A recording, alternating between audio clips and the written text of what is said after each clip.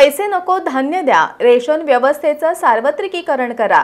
राज्य सरकारनं अर्थसंकल्पात अन्न सुरक्षेसाठी विशेष तरतूद करावी, रेशन कार्डवर सवलतीच्या दरात पुन्हा रॉकेल सुरू करावं यासह अन्य मागण्यांसाठी अखिल भारतीय जनवादी महिला संघटनेच्या वतीनं प्रांत कार्यालयावर मोर्चा काढून निवेदन देण्यात आलं।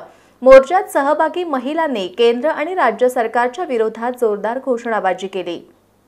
वाढती महागाई, कामाच्या ठिकाणी धोक्यात आलेली महिलांची सुरक्षा, शिक्षणाच्या समान संधी, सार्वजनिक आरोग्य व्यवस्थेचं सार्वत्रिकरण करणं हे महिलांसाठीचे महत्त्वाचे प्रश्न बाजूला ठेवून अन्य अनावश्यक गोष्टींमध्ये सरकार हस्तक्षेप करत असल्याचा आरोप अखिल भारतीय जनवादी महिला संघटनेनं केलाय।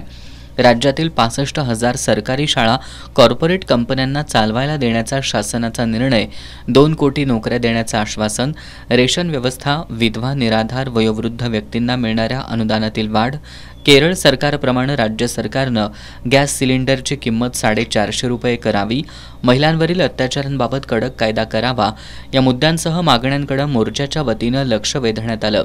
या मागण्यांचं निवेदन प्रांत कार्यालय प्रशासनाला सादर करण्यात आलं। निवेदन सादर करताना चंद्रकला मगदूम, मुमताज हैदर, माया सुतार, कल्पना माळगे, कविता साठे, सुनीता खंजिरे यांच्यासह महिला उपस्थित होत्या।